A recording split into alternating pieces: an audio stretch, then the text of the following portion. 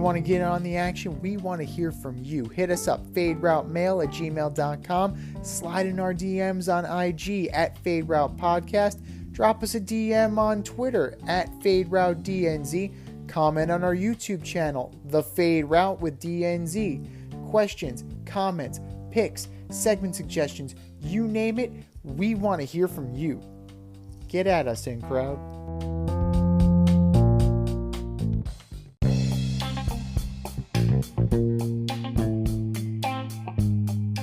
Welcome to The Fade Route with D and Z. Here are your hosts, D and Z.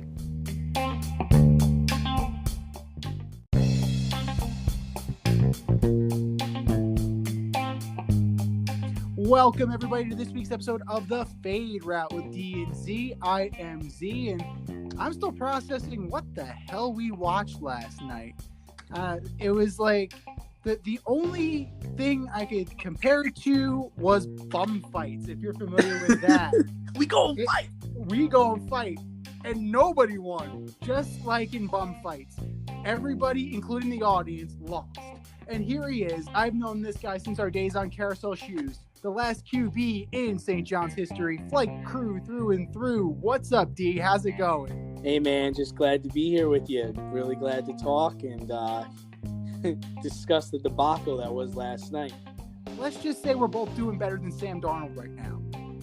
I actually felt bad. I felt bad for him last night. You know, he looked like the only one out there that was really trying. His touchdown run was 100% effort. I mean, he gave it everything he had to get to the end zone in that game. You see runs like that from him, and you see the play calls from Gase, and you wonder why they don't do that more often. But then you see Sam Darnold trip over his own 2 feet and get sacked, and then you're like, that's why they don't do it more often. I just thought on that play he was gonna go on IR for the rest of the year. He was gonna fall and really hurt himself. How about the Broncos quarterback? He played halfway decent. He played a good half of football. It took the Jets a half to figure out how to trick him and how to get the ball from him. Absolutely, but he does have the pedigree. He is the nephew of former Super Bowl champion Mark Rippon, and undrafted out of Boise State, third string behind Locke and Driscoll and Bortles. Actually, technically, probably fourth string at that point. For him to come out and have that kind of performance, I mean, all things considered, it was really impressive. I'll give the kid his due, but he had a lot of records in Boise State too. I think he finished his career there with the most passing yards. I think he was second in touchdowns. I think he's been with them for a while. He might have been practice squad last year. Yeah, I mean, kid can play. You know, it's a heck of a job on his point, but we came here to bury the Jets, not to really praise the Broncos today. I found myself while I was watching the game just looking at different position battles, especially on the line of scrimmage. They could not penetrate the Broncos line. They couldn't cover their receivers. The jump ball to Judy, the corner is in perfect position to make a play, and he lets a rookie jump over him, rip it out of his hands, and walk into the end zone for a 46 or 47-yard score. And they lost Noah Fant last night, too. So that becomes even more important. You know, that's a game that the Jets need to have with a depleted skill position. But Melvin Gordon came up huge for the Broncos, and they just had their way with the Jets' offensive line last night. I hate to say this, I actually picked the Jets to win the game, and my thought process was, okay, the Broncos have a practice squad quarterback coming in. He's only got 3 days to prepare for this game. I'm sure the defensive coordinator can dial up some blitzes, cause some confusion. Look at all the personal fouls. They had over 160 yards in personal penalties. Yeah, 6 big ones, and then Quinnen Williams with the face mask, McClendon with the blow to the head. The Broncos were trying to give the Jets the game, and the Jets were like, no, you can have it. You can have it. No, we'll send this back. It's not to our liking. 30. I think they put up 37. He was like, that was the Broncos' final tally. I mean, the Broncos have talent offensively, right? But really, and defensively too. Their defensive line is pretty solid. You just thought that the Jets would have had a game plan to expose a young quarterback, and they would have been able to get the ball downfield and score enough points at home to win. They had Crowder coming back. I didn't expect Frank Gore to have like 100 yards rushing, but I did expect Frank Gore to score. And it just makes them look even worse for letting go of Robbie Anderson, who's like 6th in the league in receiving yards right now. He is. And, it really is an indictment of Joe Douglas and Adam Gase and Greg Williams and everybody on that coaching staff, especially at the end of the game when it just got muddied and it got ugly. And I thought Vic Fangio and Adam Gase were going to throw down. And honestly, that would have been more entertaining than the game. I think my money's on Fangio. Yeah, I think you would have got a nice hook in there. But I think that's why Fangio didn't want to even shake his hand, because he figured, I'm going to punch this guy in the face. Because there was like 3 really bad blows to his quarterback late in the game. It's just like, yo, what are we doing here? Oh, 100%. And you know what? That might have been called by Greg Williams, but as a head coach, as an administrator, you got to pull your DC to the side and say, knock it off. Game's over. You just wonder at what point, what's going to be the final straw? Like, I saw the press conference after the game where the reporter straight up asked Adam Gase, he's like, listen, it doesn't sound like any of these New York fans want you to be here anymore. Like, what do you have to say to them? And his response was like, oh, we're still trying to make things better. We're still trying to win games. We're still trying to do the best we can. It's just like, at some point, you have, as management, you got to figure, like, this isn't working. Like, he's going to get somebody hurt. And the other thing, Bart Scott was actually funny. I think it was this morning or yesterday morning. He was saying, I wouldn't fire Gase. Leave him in here. He's got to go through this just as much as everybody else does. I thought that was a great answer. No, it's true. Bart Scott, he's got some gems sometimes. And you know what? If they are tanking for Trevor Lawrence, if you're him, you really got to think about, pulling an Eli Manning or a John Elway. Or a Peyton Manning, right? Because Peyton Manning, he stayed in college one more year. Out when I think the Jets were the team that had the number 1 pick that year. Yeah, right. And then Peyton Manning, he recommended Adam Gase, so he actually screwed over the Jets twice. But thanks a lot, man. Are you kidding me? But yeah, it's a debacle. It's completely ridiculous. It's gonna get worse. I don't see where the Jets are gonna get their first win, because I thought last night was a perfect chance for them to get their first win. Honestly, I'm looking at that schedule, the upcoming schedule, and where do you see the win, Z? Where do you see the win? I don't see a win here. In the upcoming schedule, the next 5 weeks, I see them going 0-9. Like I really don't. I mean, the only one I could possibly see is like a gift from Kyler Murray. Right. I could see. Well, he's polished now. So if I was gonna guess where the gift would be, maybe San Diego. I mean, maybe the Chargers, right? Because they got the rookie quarterback, and Eckler's their receiver. I mean, they're running back. I could see Keenan Allen. No Joey Bosa. Right, I can see them winning a close game there, because I think the Cardinals defense is gonna eat the Jets alive. Oh my goodness, yeah, no. Then they got the Cardinals. Bills. Then they got the Chiefs, loss. Patriots, loss. Dolphins, I don't know. Fitzpatrick plays pretty good. They put up points. They score. It really, I mean, any of these games, it's just like, it's a reach. It really is a reach for me to say, okay, this is where I see it. And I'm starting to come around with that for the Giants too. But at least the Giants, like, they play with pride. They play with passion. They're not talented, but they're trying. Yeah. Who did the scheduling here? They got the Dolphins and a bye week, and then the Dolphins again. Who's doing the scheduling? Who's their AD? I know it's is Appalachian State on the schedule? What's going on? Oh, here? And then Appalachian State will beat them. Then they got the Raiders, Seahawks, Rams, Jets. They're gonna win 1 game, maybe 2 games. I mean, it's possible they could go 0-16 because we still don't know. I mean, we're only going week to week. We can't see into the future. Who knows? Like Joe Flacco might be like, he sees this coming. I'm not coming off IR. Joe No, Flacco's about to not. start coughing and be like, I got COVID. I'm out. I got the Rona. I got exactly. the Rona. I can't go back in there. He actually, when he came into the game, is like Mike something. When he came into the game for Darnold, he actually looked pretty good. He threw some solid passes. Yeah, I mean, their third stringer is like Mike Moore or something like that. I'm like, who the hell is this guy? And they brought that kid in from Florida Atlantic or Florida International, James Morgan. He's hurt. So it's just like, and Sam Darnold is dealing with that AC joint. Who the hell's throwing the ball? Yeah, I don't. You're going to get a steady dose of Frank Gore for the year. Those old legs are really going to get a nice little workout. Actually, Mike Greenberg even said this morning, he was like, if I was Trevor Lawrence, I'd think long and hard about staying if the Jets get the number 1 pick. Yeah. I don't know. I don't know where the win comes. I don't know how to make this better. I don't know. This isn't we've talked about this the previous weeks. This isn't a 1-year fix. This isn't a 2-year fix. No. This is going to take time. Brashad Perriman's their number 1 receiver. Hasn't been on the. I think he was on the field for 1 game, and even if he was on the field yesterday, it wouldn't have mattered.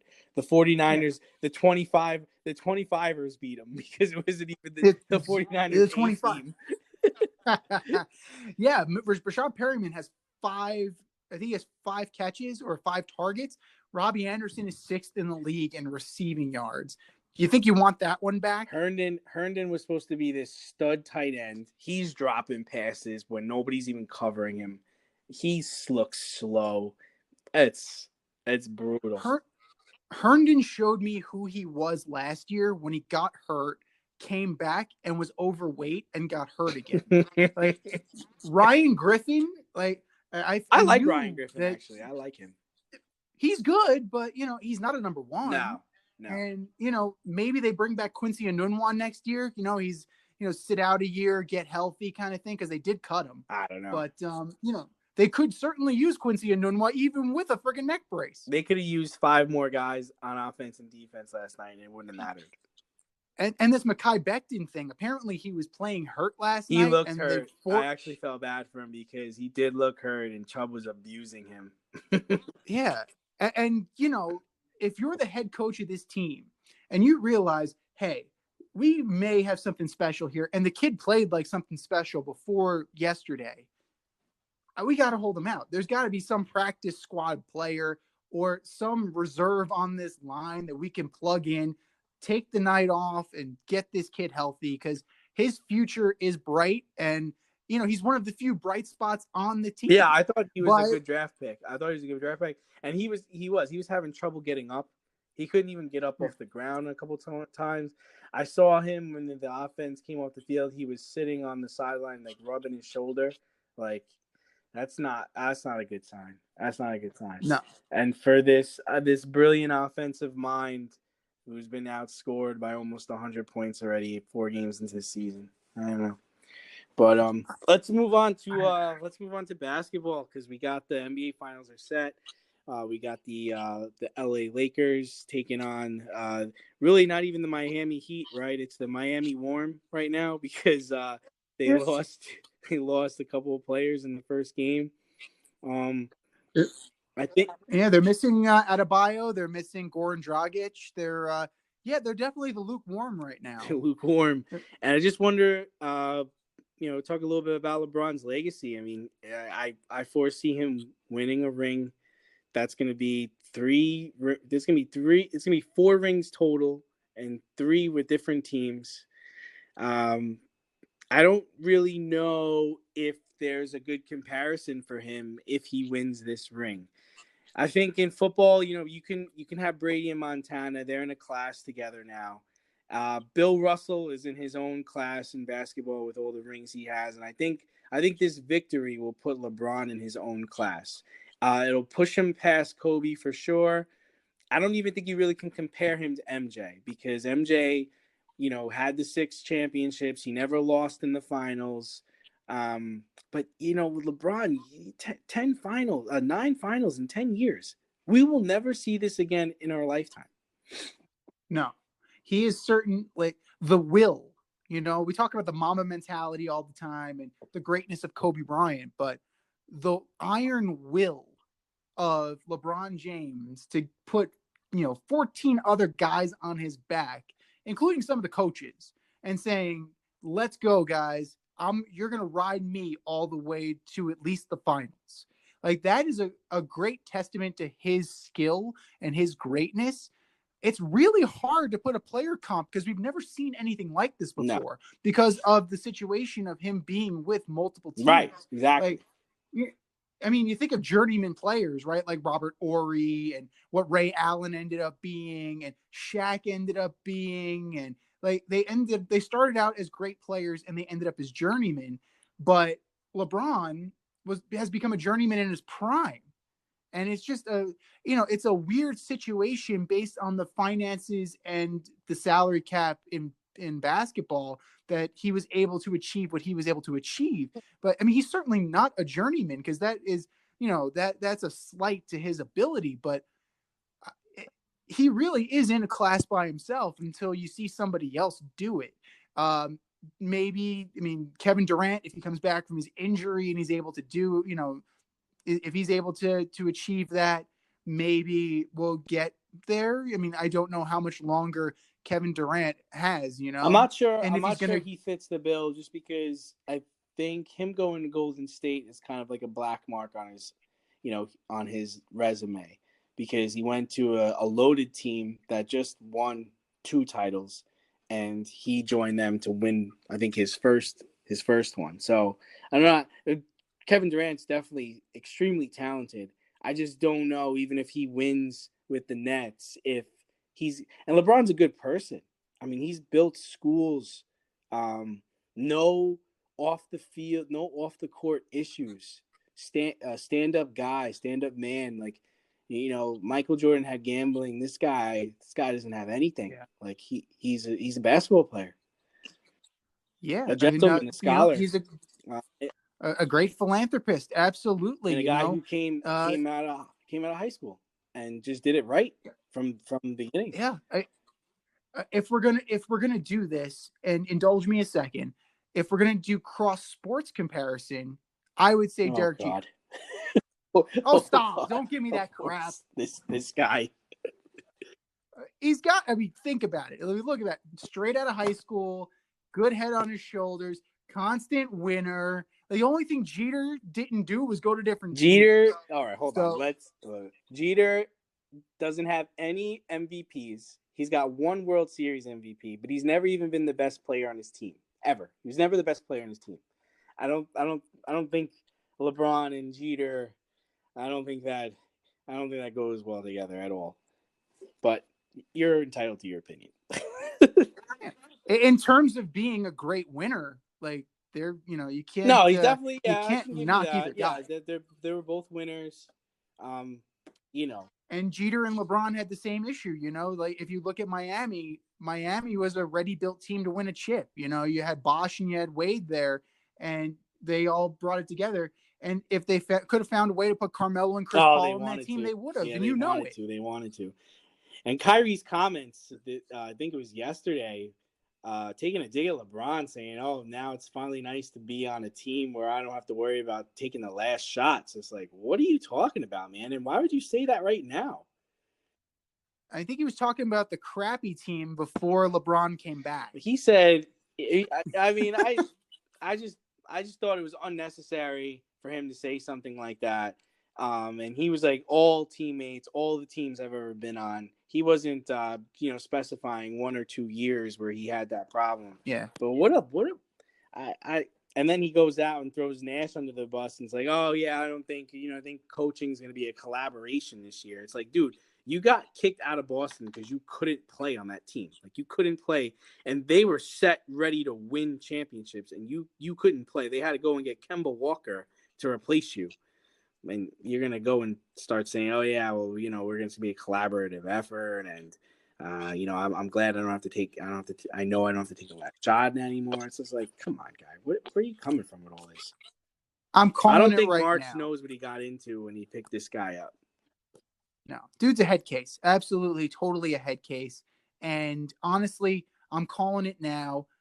Kyrie or Steve Nash, one of them will not finish the year as a Brooklyn Really? Net. Okay. You know, write that down. That's a good one. I'm calling the shot. Write it down. I'm calling the shot right now. Because if Kevin Durant can't get this guy in line, he's just going to drag down the rest of the team. You've seen it in Cleveland. You've seen it in Boston. It's just what he does. If he's not the center of attention, it doesn't matter. And you know what?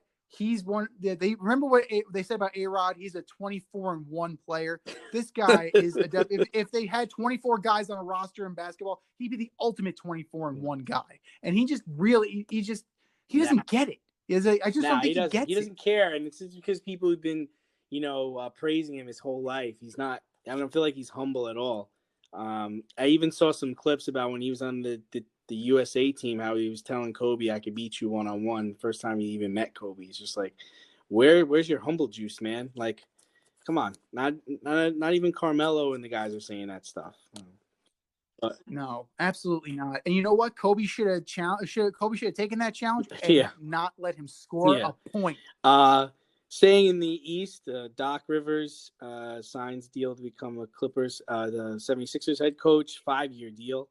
That was pretty quick. I was kind of surprised.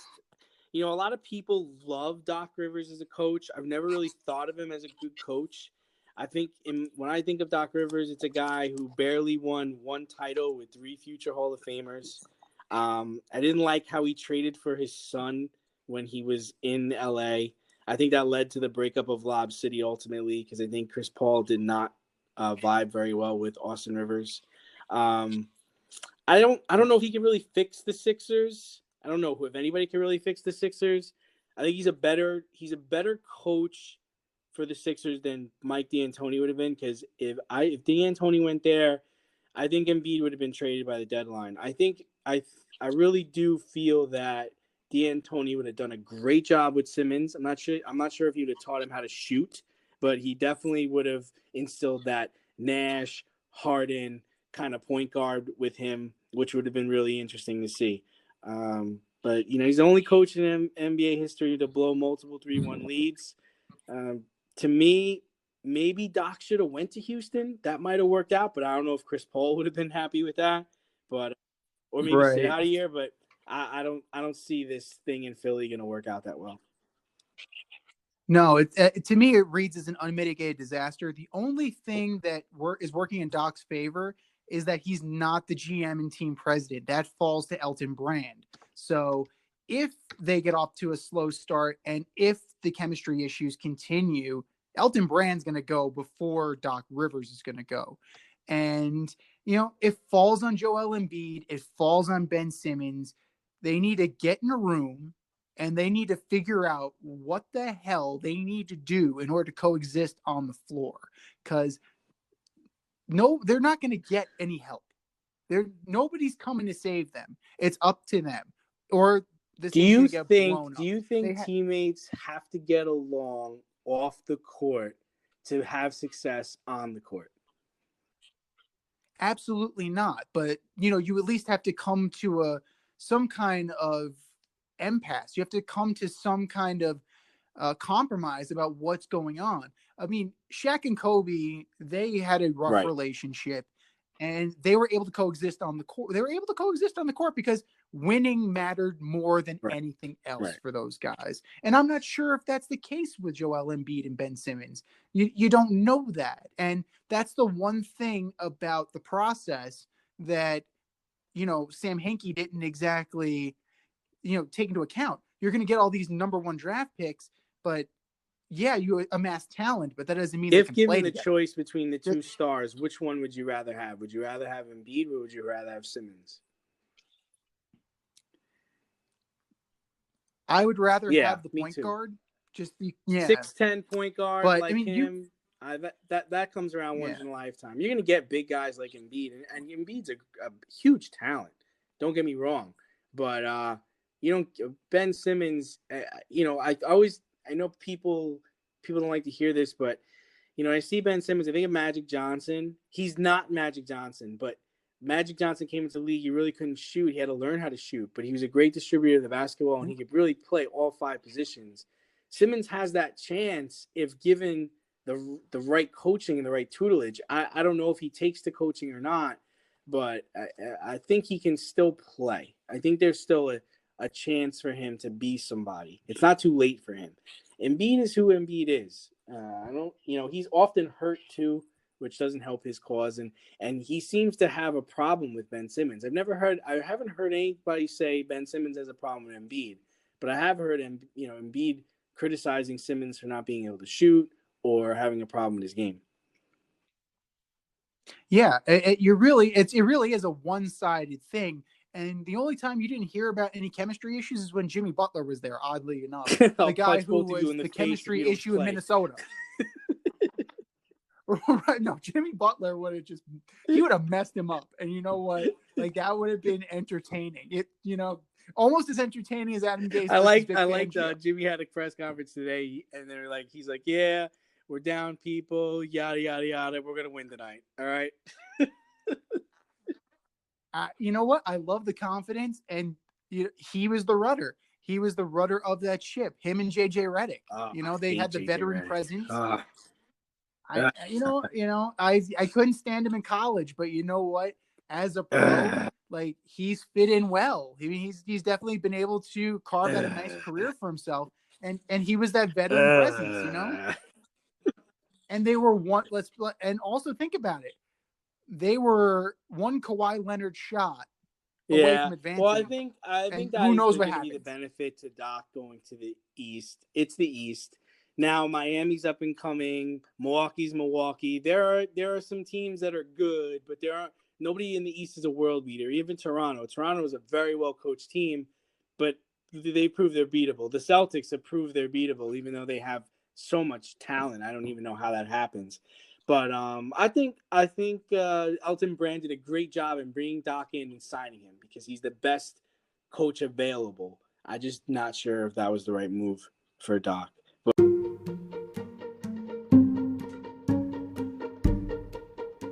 I'm getting hungry over here. Should have cooked up some dinner. And if you're looking for a new cooking show to binge, check out As You Eat It on YouTube, hosted by me, Chef Z. I invite you into my home and show you what and how I cook when I'm off the clock as a chef instructor. You're going to learn fun recipes and creative methods to empower and inspire you in the kitchen and take it to the next level. Cook how you want to cook, eat how you want to eat as you eat it. That's As You Eat It, available only on YouTube. AZ, you eat it. Check it out, and let's get cooking. But switching gears a little bit, baseball playoffs have been awesome. Really excited for the Rays and the Yankees, and I'm really interested to get your take on this series because I know you've got your eye on it. I think the Rays have a chance. Would you think it would be an embarrassment if the Yankees were to lose to the Tampa Bay Rays in this series? It wouldn't be an embarrassment just because of the simple fact that the Rays are better than the Yankees. And I'm going to say that right now. Like, they're not stars. And this isn't a cop-out, right? You're not just saying this because you're like, oh, maybe the Rays will win. Like, you honestly and truly believe that the Rays are a better team. Okay. Absolutely. As a cohesive unit, they are better than the New York Yankees. And you've seen that throughout the course of the year. And even last year, too. A series, a collection of names does not a team make. And, when you have a bullpen that the Rays have and a starting rotation, they don't have they don't have a Garrett Cole, but they have solid guys that give you innings and will get the job done. At the end of the day, like, this is the closest they've been since they got to the World Series in 2009 and 08, excuse me. And this is the most complete team they've had. The Yankees are in trouble especially if they don't hit home runs. And they're in a pitcher-friendly ballpark now. They're going to San Diego. They're going to be in the bubble. It's a bigger ballpark. You're not going to count on those Yankee Stadium wall scrapers at 314. So, you're going to be in a series. The question is, are the Yankees going to live up to the names on their baseball card? And I don't know if they can. It seemed like Gleyber Torres is really turning things around. He had a really terrible year. I'm going to say it was a really terrible year for how well he played last year, but he seemed to have his bat in the last 2 games he played. And Gary Sanchez didn't have a particularly good year either, but I can see him turning it around. Yeah, I mean, Gary Sanchez could possibly, be an X factor. DJ LeMahieu's going to be there. You can count on DJ LeMahieu. Batting champ, exactly. Like that guy can just flat out hit. To me, like whatever you get from Gio Urshela is gravy. The guy's more of a defensive player, but he developed his stroke in the Bronx. Good for him. But it boils down to Stanton. It boils down to Judge. It boils down to Voit. All these guys, they're either all or nothing guys. So you're saying it really comes down to them hitting. So how many runs do you feel like they got to score a game to win? The Yankees need to score an upwards of 6 runs. Average 6 runs in They got to average 6 in the series because you know what? The Rays aren't going lightly, and the Rays can play. They're a complete team, so it's not going to be like a 1-0 hope to God we don't give up a run series. They're going to beat. It's going to be toe to toe. It's going to be a slugfest. They're going to be back and forth, and it's going to be attrition, and that bodes very well for the winner of the A's and the Astros. Another series with really bad blood stemming from the Alex Cintron Ramon Laureano. Wait, how fight. Awesome though would it be? I mean, this purely speculation, but how awesome would it be if the Astros get to face the Dodgers in the World Series and they have to go through the Yankees? How awesome would that be? That would be amazing. Major League Baseball wants that to happen. Yeah, well, here's the thing. Game 1 of the World Series, if it's Dodgers Astros, I'm starting Joe Kelly. Start him. Just get it over with. I'm starting him. Go get him, Joe. Get it out of your system, Joe. Make him count. But yeah, I think Major League Baseball would want that, and they would want the Dodgers. I mean, I'm not going to say that they're actively going to try and get this going, and they're actively going to play a role in it.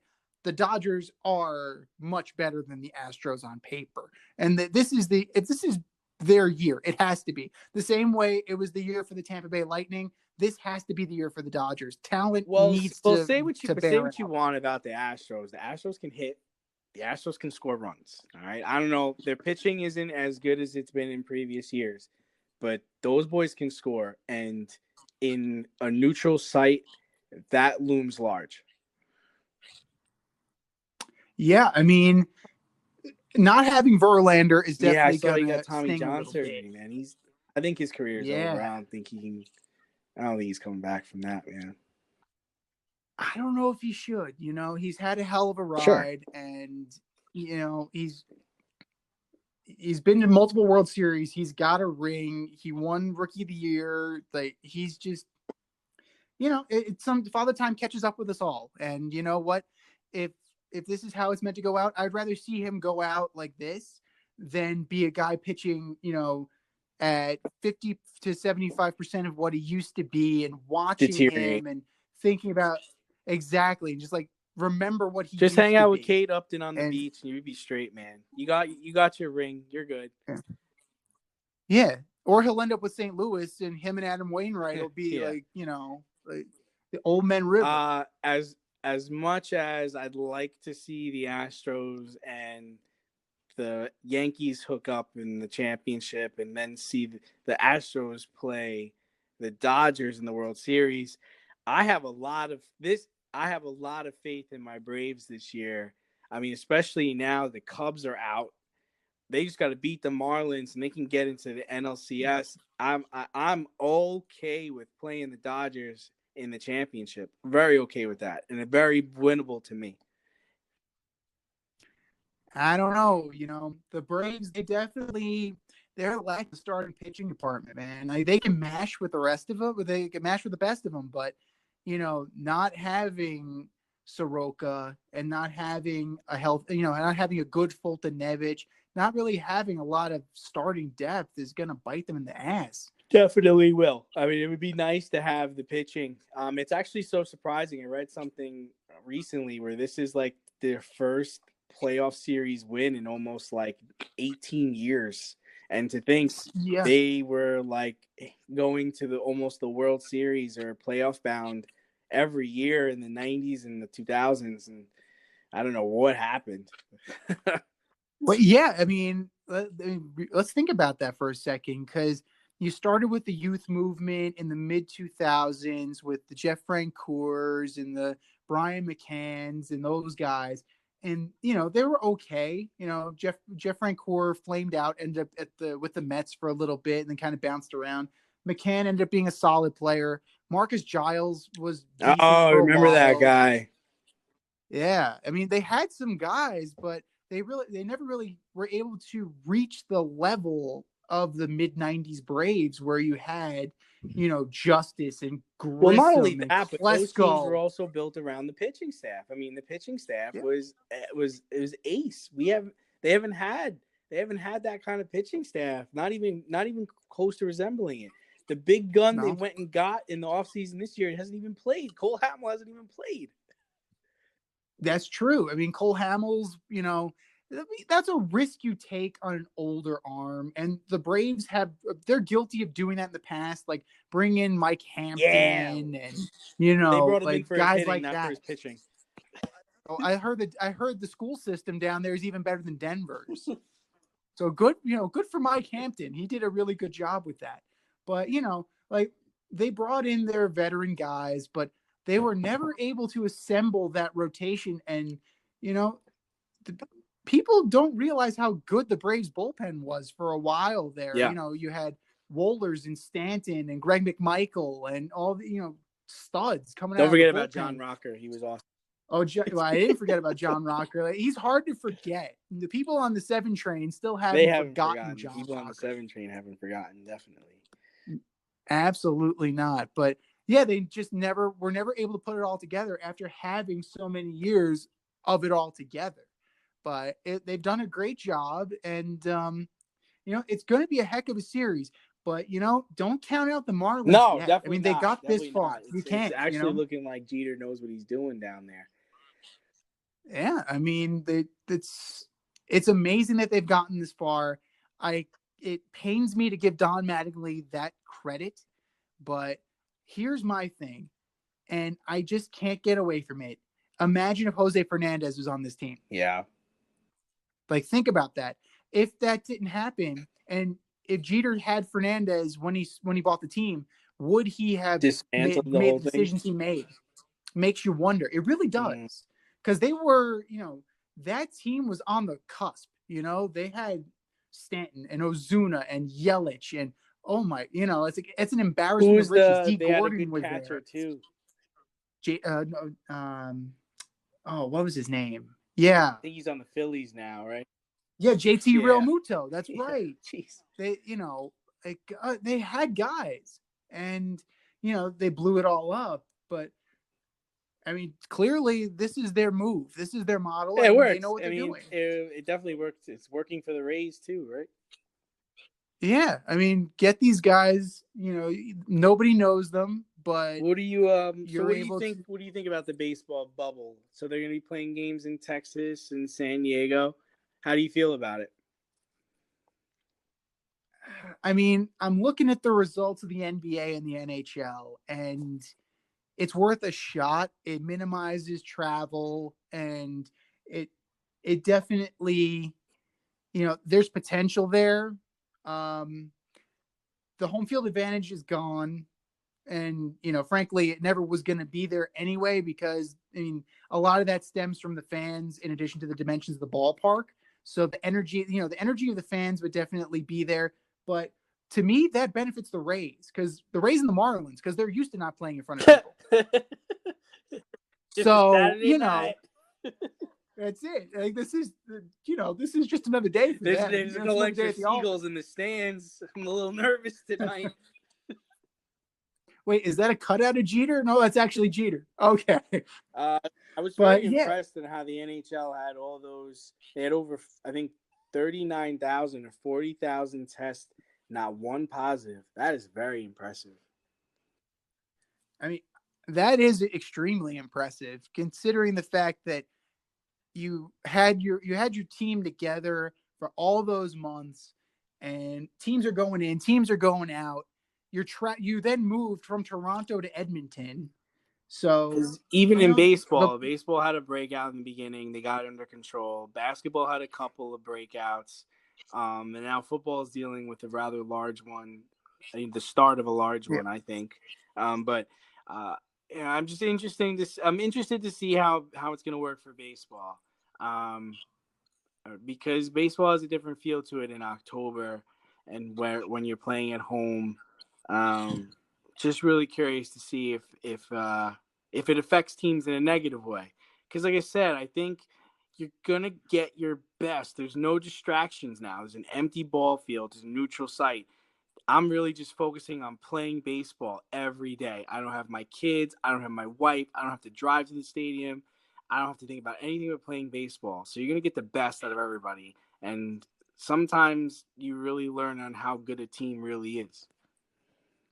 Yeah, absolutely. And the thing is, like, winning breeds confidence. So the more they experience this and the more they win, especially for the teams who haven't been this far before. You know, the Marlins, they got nothing to lose. Marlins have nothing to lose. They got nothing to lose. And I don't think Tampa has that mentality. They're not looking at this as we have nothing to lose. They're looking at this as like, we can win this. Absolutely. And you know what? The way they perform this year, they should be the heavy favorite to come out of the American League. But you look at teams like the A's, you look at teams like the experience of the Astros, the experience of the Yankees. It's not going to be easy. And you know what? It shouldn't be easy because these are supposedly the best of the best. And that's really this should be a great postseason because there's really nobody left that shouldn't be there. True. I was really Speaking of teams that shouldn't be there. I was surprised the Twins lost their 18th straight playoff game. I was also a little bit surprised at how Yelich played this year. I don't know if he had a hangover. I don't know if the coronavirus affected him, but I mean, you talk about the shadow of the player he was. He was unrecognizable this year. Yeah, I mean, Christian Yelich had a bad year, no doubt.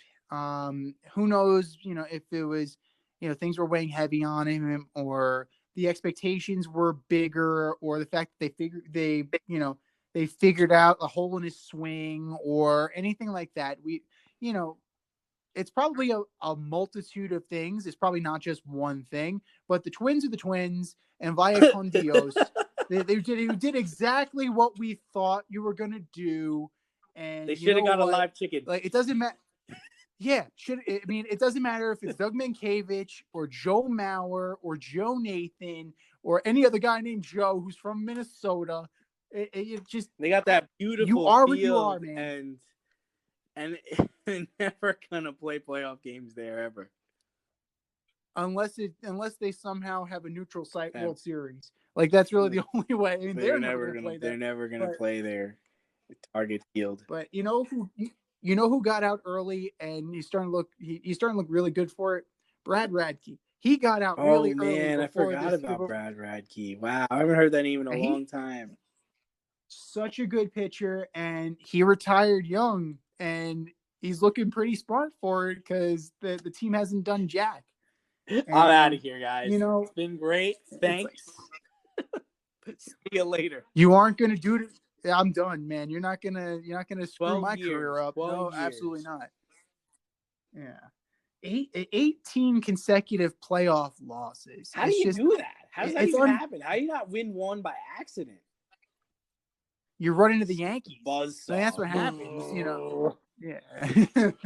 But the Yankees see them and they just start licking their chops because they know. They know. We got this. It's a walkover. There's no such thing as a walkover in baseball, but apparently there is. Because they should change their name to the Minnesota Walkovers. they're rivaling the Vikings They for had some mediocrity. studs on their team Like, too, man. They had Gordado, Milton, Koski, Jock Jones. They had some studs back in the day too. Torrey Hunter. Yeah, I love it. Like, yeah. Kadir and Morneau. Yeah. And, oh my goodness. Like, that team should have done way more than it ever accomplished. And it's really sad, It's the same thing with the A's. The A's they haven't won a series until recently. Since like when they beat the White Sox. 1975, it was like their first series win. Yeah. It's like the last time they won, it was 2006, and they lost to the Tigers. That was the year the Tigers went to the World Series and lost to the Cardinals. But, that was the last time the A's had won a postseason series. Like, what? I mean, it's bully for you. Yeah, exactly. He got a movie. Brad Pitt played him in a movie. Like, what I believe in what we're doing here. Really? Because nobody else does. Right. There's 50 feet of crap, and then there's us. Been that way since you've been here, Billy. Got some. Oh my goodness. And it's very interesting. The A's, the Tigers, and the Twins are like the perennial placeholders. And speaking of the Tigers, did you hear about this? That they're going to seriously consider AJ Hinch and Alex Cora when they interview for Ron Gardenhire's replacement? Yeah, bring back that video replay. Oh my goodness. Pull the tape up. Let's get some runs tonight. Yeah, I mean, if I'm AJ Hinch, record on the road this year, by the way, they won more games on home than they did on the road this year. Coincidence? I wasn't really paying them. Yeah, I don't know. I wasn't paying that much attention. I wasn't listening for the garbage can this year. But with AJ Hinch, you don't even need a garbage can. Swing, don't swing. You can hear him. Yeah. Curveball. How does he know this?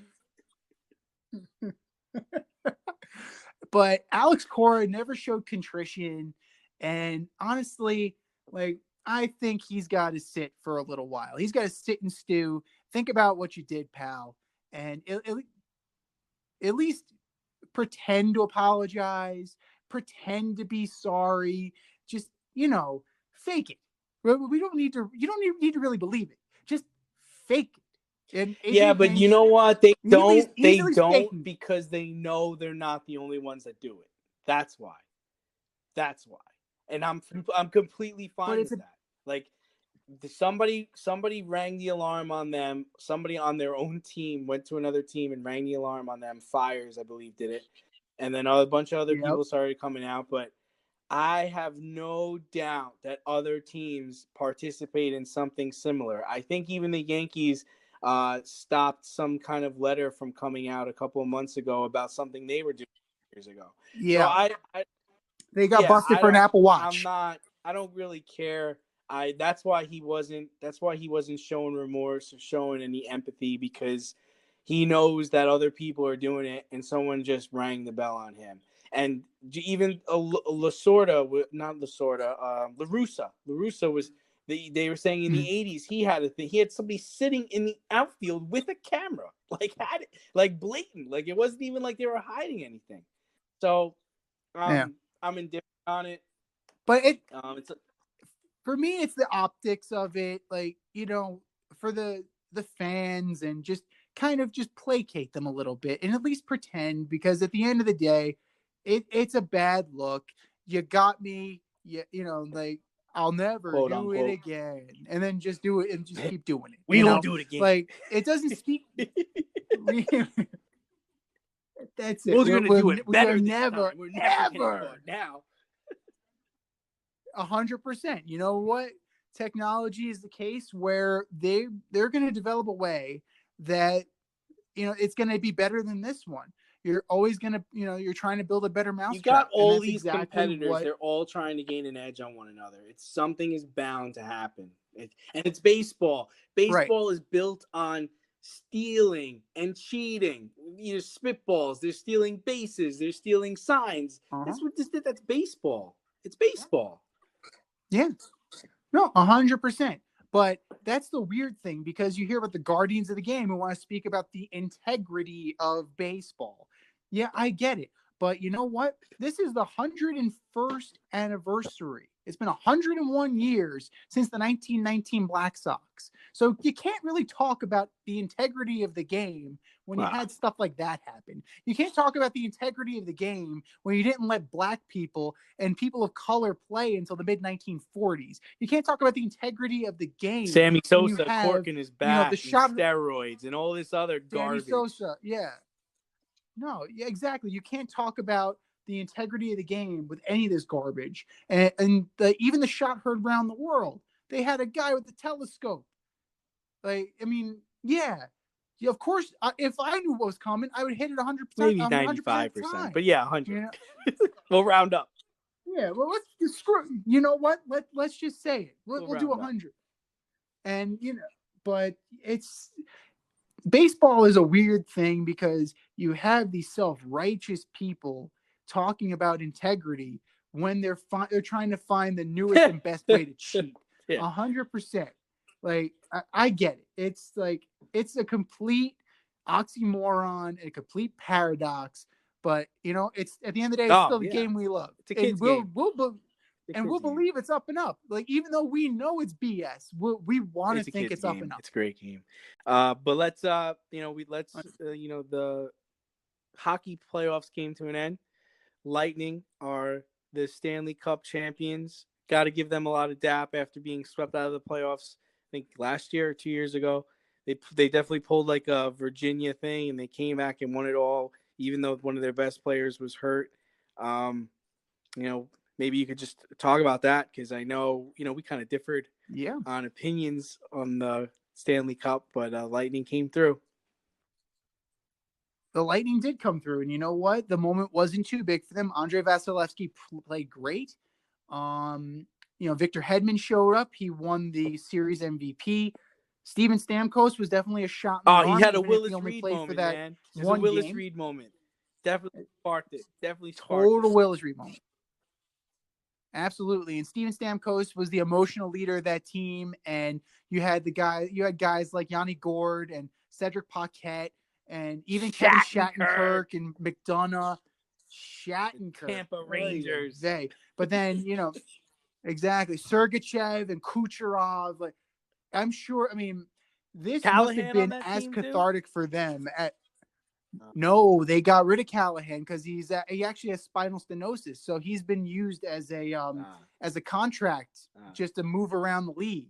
Yeah, like Ryan Callahan's contract is getting passed around now, but all credit to them. They learned from last year, and they used it as fuel. They used it as motivation, and they brought it home. But the Dallas Stars will be back. This is not going to be the end of them. I think they have maybe one more run in them.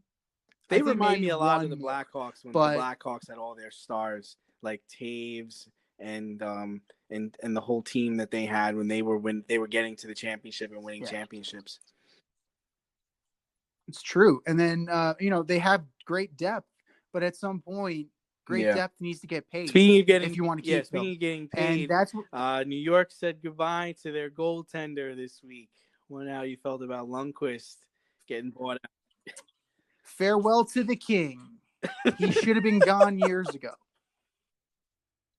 And you know what? That is going to be a very unpopular opinion. It's so weird how so many people look at it differently. Like you and I are like, goodbye, good riddance, thanks. But some people cherish him and think he's the best goaltender in Rangers history. I think Richter was better than him.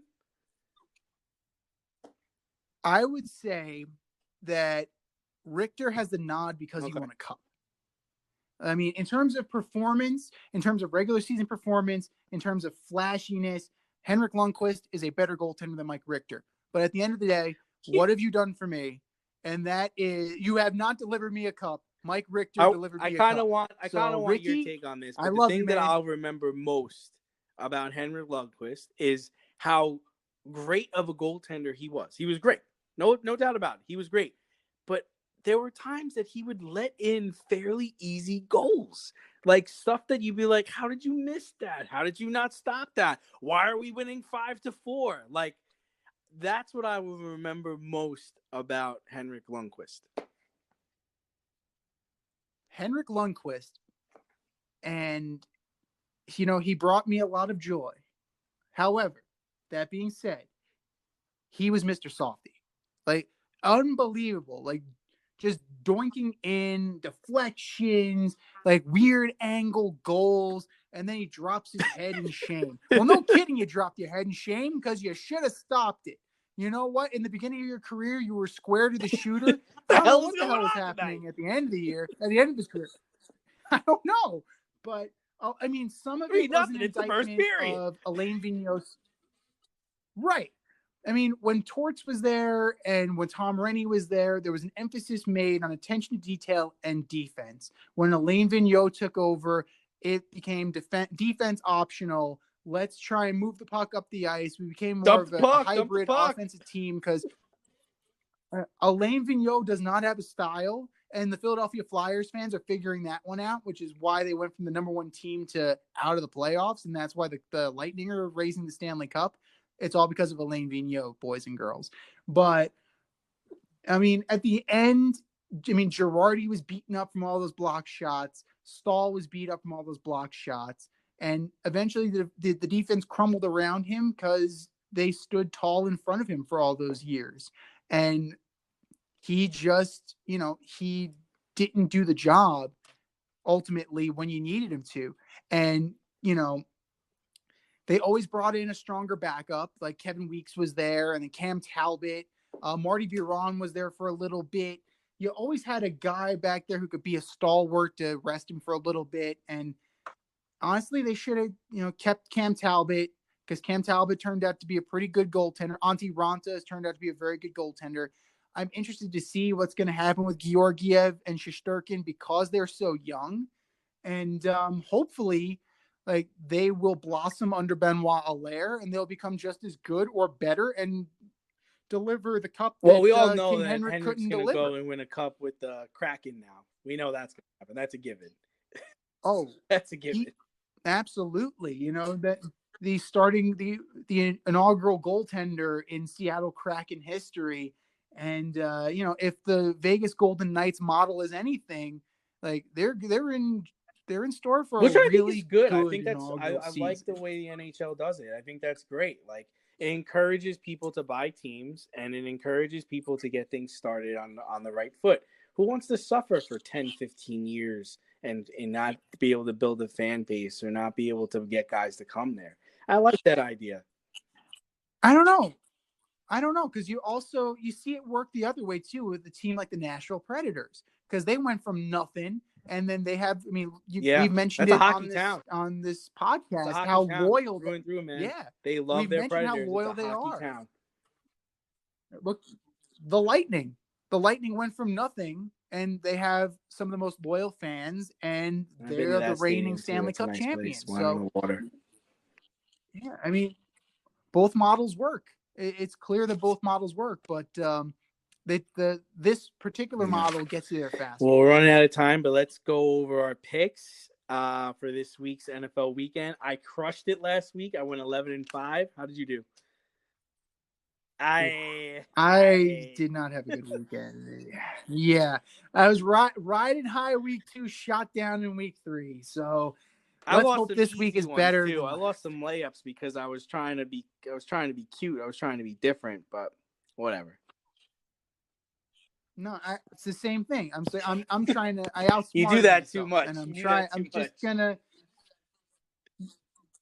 Yeah, no, 100%. Like, let's start with the Bills and the Raiders, for example, because I've been going back and forth on this game all day. It's gonna be a great game. It is a toss-up. Unfortunately, even though we're in New York, they're probably not going to give us this game. But I got the Bills beating the Raiders because the Raiders are banged up. The Raiders are hurt. Ruggs is out. They have some players that are out, and I think I also think Bill Belichick delivered the blueprint for slowing down their tight end. So I got the Bills winning that game. I've been going back and forth all day, and honestly, I'm going to take the Bills as well, mostly because I heard about the Josh Jacobs injury, and the Josh Jacobs injury is going to really stifle the What's he got Raiders' going on? A knee? offense. So I'm taking the Bills. Nice. I think he's got a knee or That's a my hip. fantasy running back. Great. So, looking forward to it. The Bears have a new quarterback. We kind of called that was going to happen. Foles taking over there, and they're taking on the Colts this weekend. Who you got in that matchup? They ditched Mitch. Guy have it? They're going to win. Pace still have a job? How's Ryan Pace still have a job? The Khalil Mack trade. He must That's have new pictures of the owner or something like that. That's what I think. He's got new pictures of Ditka. So wait, who are you taking that game? Dark Colts. Yeah, me too. I got the Bears. I'm taking the Bears. Right. I mean, the Colts. This next game was a tough one for me. I'm actually going to take the Bengals over the Jags. I think Joe Burrow gets his first win over Jacksonville. Well, if they didn't play overtime so poorly last week, he would have won last week. But I'm sticking with the Bengals. I'm surprised Philly hasn't burned that city down yet. The Flyers losing. Now Joe Burrow comes in and almost beats them. They're lucky he got away with a tie. Give him time, man. Carson Wentz is going to have to escape that city in the dead of night. Death threats. All right, Browns and the Cowboys. This should be an interesting one. I'm taking the Browns over the Cowboys because this is exactly the kind of game that the Browns win. Yeah, exactly I'm thinking the boys. The boys need to win this game. In my opinion, they've looked like shit all year. Pardon my French, but I think they got lucky with Atlanta. They really should be 0-3. That's just my opinion. No, I agree. The Cowboys have not played well, and honestly, it's just really showing how bad. Now, I'm not going to say bad, but it's just showing the coach that Mike McCarthy is, especially when you see how well Aaron Rodgers is flourishing. There's no excuses in Dallas. You got the talent. You got the players. You're in a trash division. You can't win games outright. You can't beat Atlanta. Everybody's beating Atlanta. I mean, you beat Atlanta, but I'm saying, like, you had to come back in that game. You were losing the whole game. It's true. And you know what? It's really an indictment of Dak Prescott, too, because he's not as good of a quarterback as people think he is or that he's paid to be. And I don't think he's that good. I mean, he's decent, but there's a reason why he was taken in the 4th round. And, you know, like, you look at a player comp. I mean, Russell Wilson was taken in the 4th round. Look at Russell Wilson compared to Dak Prescott.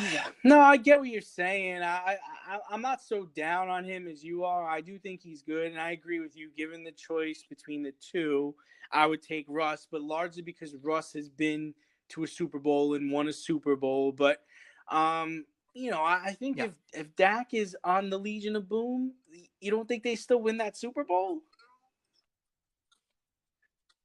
I mean, it's all possibly, but you don't know. Unfortunately, do they even get that far? Yeah, I hear you saying. Yeah, you don't know, but you know, as an NFC East guy and as a Giant fan, I can firmly say, F them. I'm actually trying to get Russell Wilson's rookie baseball card. I think that would be amazing. But just for clarification, Russell was drafted in the 3rd round. Dak was drafted in the 4th round, but still comparable. Still comparable. Not first round. So I'm taking the Saints over the Lions. I was really close to taking the Lions, but I think the Saints will win maybe at the last second or, you know, with some trickery. It's going to be a close game. You don't have Michael Thomas again, but the Saints got to win this. The Lions are spiraling down the drain, and Matt Patricia might beat Adam Gase to the gate. You know, he might beat them. He might beat Adam Gase out the door, and that's pretty amazing. I'm surprised at I'm taking the Saints. That situation is gone. I thought he would have been better there, honestly. Well, honestly, I mean, if you look at it, ever since Jim Bob Cooter went from Detroit to the Jets, you should definitely name your first son Jim Bob Cooter. Jim Bob Cooter Zinzi. It has to happen. Exactly. It has to happen. I like it. It can't go I any like other it. It's way. got a nice Your southern wife has ring to agree to it. that. I don't care. Put that in the prenuptial agreement. First kid is Jim Bob Cooter Zinzi. That's it. Yep. JBCZ. And I think, the first thing instead of the bubble gum, so that's it. And he's going to get a can of Copenhagen. All right, an easy game. I got the Seahawks over the Dolphins. I'm taking the Seahawks too. The Dolphins are going to show some fight, but they're not talented enough to hang with. Who you got in the Bucks-Chargers game? Yeah. I'm taking the Bucks, even though, again, the Chargers are going to, seeing what they did against the Chiefs, you have some hope. Yeah. I got the Ravens over the Skins. If Chase Young was playing, I might have taken the Skins, but I'm going with the Ravens. They need, after what happened against the Chiefs, the Ravens are going to be pissed. And when the Ravens are pissed, they destroy teams. And I feel bad for Ron Rivera and I feel bad for Dwayne Haskins, but you're just on the schedule. You're just the next man up. Cards over Panthers, even though I think this is a trap game for the Cards, and they came off a bad loss last week, man, losing to the Lions. This is a tough game. As much as the Bills and Raiders was a toss-up, the Cardinals and the Panthers, it's tough, but I'm going to take the Cardinals just on the strength of that defense. It's better than the Panthers defense, but there will be blood. There will be points. We got another toilet bowl this weekend. We got the 0-3 Texans and the 0-3 Vikings. Who you got? Yeah.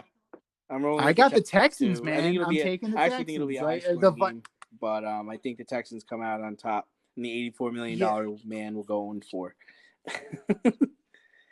Another layup. I got the Rams over the Giants, and last week I took the 49ers and you took the Giants. I told you they were going to get blown out. When you lose that many Mullins players, just eat you up. You got it. And they're getting, and speaking, we'll talk about the Niners later, but when you lose that many players, there's absolutely no reason for you to lose that game. But you have a healthy Rams team you have a couple of dinged up players. I think Malcolm Brown and Akers, but Richardson ran the ball well. I have absolutely no reason to believe that the Giants are going to win. Zero. And it pains me to say that. I'm being a realist here. Daniel Jones is lucky if Aaron Donald Joe Theismann in the middle of the field and carried around like a turkey I actually leg. got the Eagles getting their first win this weekend. I got the Eagles taking out the 49ers. Riding it. I got the Niners, man. George Kittle's back. Nick Mullins. He has really good chemistry with Nick Mullins. And Nick, we got another big Nick.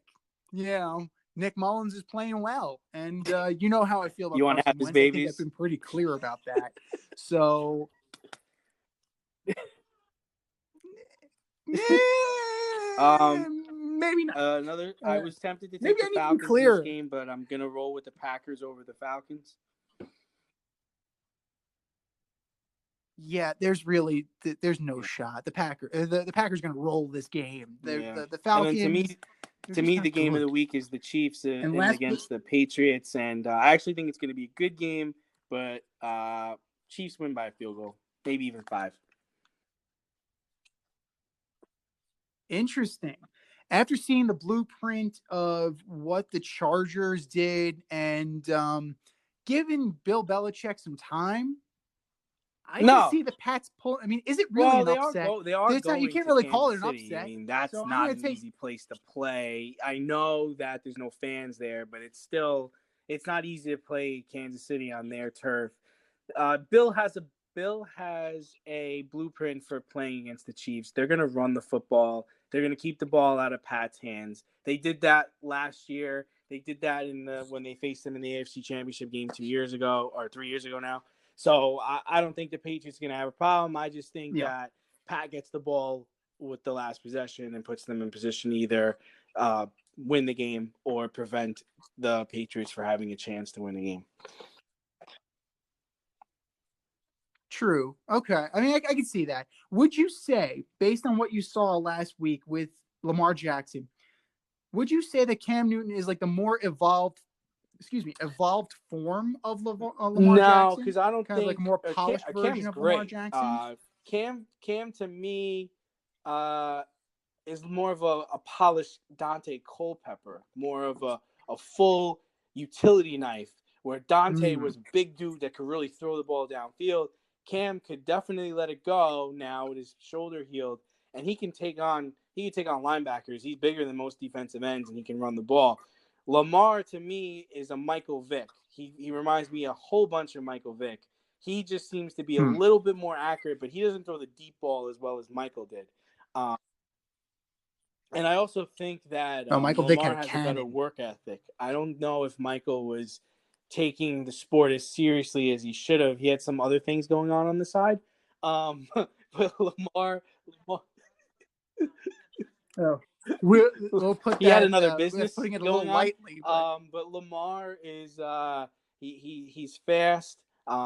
He can put the ball where he wants to. The only issue with him is people are starting to figure out what he likes and what he doesn't like. So they're gonna have to mix it up a little bit. Yeah. He doesn't seem to be able to play well absolutely. when he doesn't have the lead. When he's got to come back, he's struggling with that. So.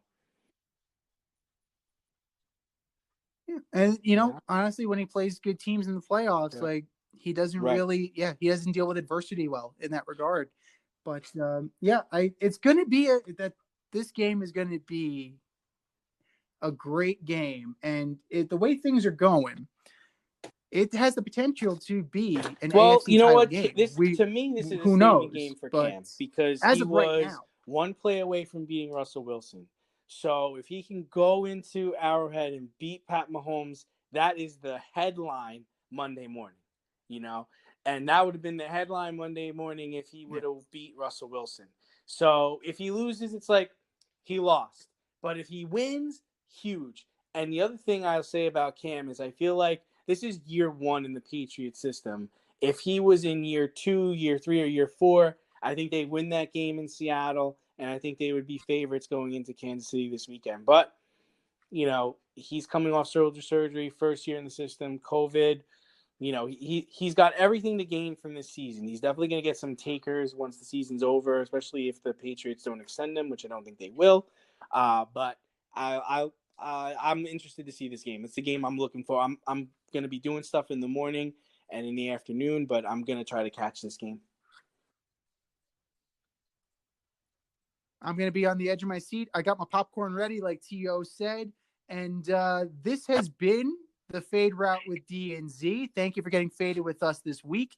If you'd like to be a part of the show, questions, comments, if you want to share your picks with us, go to faderoutemail@gmail.com. So it's another good one, brother. Weekend, catch some baseball, and we'll catch up next week. All right. We'll talk to you next week, and we'll talk to you guys next week, too. Thanks for listening to this episode of our podcast. If you like what you heard and want to hear more, be sure to like and subscribe on your favorite podcast platform. Rate us 5 stars, leave us a review, turn on subscription notifications, and tell your friends. Spread the word, spread it wide.